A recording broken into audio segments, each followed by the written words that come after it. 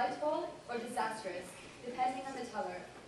One literalist said, "The world will come to an end on Thursday, November 23rd at 7 p.m., beginning in the Ohio Valley and spreading through Michigan. Students of Scripture warned that in the day the stars shall fall from heaven and the earth be removed from her place." Sahan will join us again from Boston with some more information about this.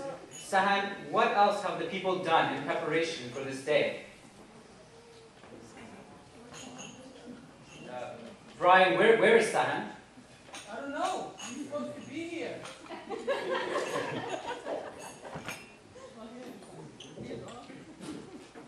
Hello, Brian. What are we on, on? Sam? Oh my, again? Sorry. Hello, Keon, are you there? Yeah, Sahan, I was asking, what are the other things that people have done in preparation for this day? Yeah, okay. Whole families sold their homes and passions, Keon. Others cashed in their bank accounts and gave away their worldly goods to the unbelieving. Some prepared special ascension roads, tradition states, that some went up into the hills on Fatal. Brian, I'm over here, man. What are you doing? I don't know. Harvard University is so nice. Filming, alright? Sorry about that, guys. Yeah, okay. Chosen day to wait the descent of Christ upon a cloud, only to be greeted by a downpour of rain. Some of the more zealous believers, it is said, donned their ascension robes and prepared to wait Christ's descent upon the clouds of heaven.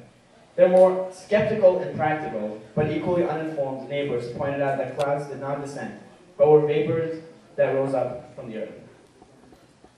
Other scholars quoted St. Augustine, who had written an early volume proving that there could not be anyone living on the other side of the earth, because it would then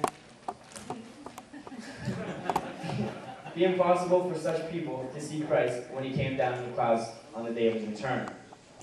Mathematicians asked, which way is down? Furthermore, they said, taking into consideration the curvature of the earth, there would have been thousands of solo flights to the earth by Christ before all humanity would be able to see his descent. They poked fun at the literalists in many other ways, saying that obviously this coming down in the clouds was symbolic. This is really amazing. Well, now the question is, why did they all expect Christ? Why at that particular time? And more importantly, what happens next?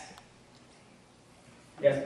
Well, one group among the millennial scholars of the 1844 period was so certain that the glory of God would appear on the side of Mount Carmel, as foretold by Isaiah, that they sold all they owned and sailed for the Holy Land.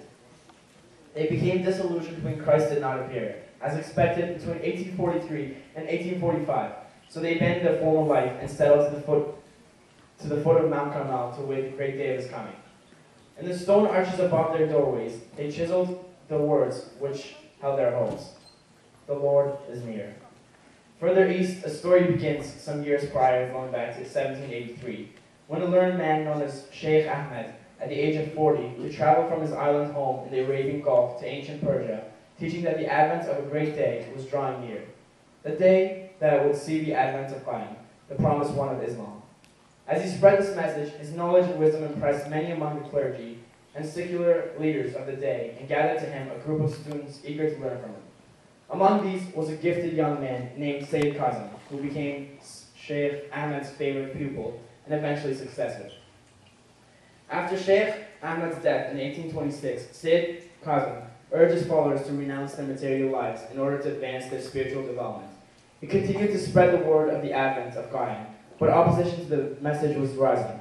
In an effort to enlist the voices of some well-respected authorities, he therefore sent his pupils, Mullah Hussein, to relate Sheikh Ahmed's teachings to these authorities and answer their questions.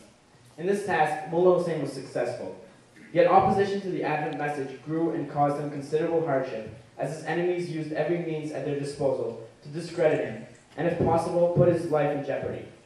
Throughout this time, however, he continued to steadfastly announce the coming of revelation. Although when pressed to reveal the identity of the Baha'i, he always refused, often adding that even if he did reveal this secret, none would be able to accept it.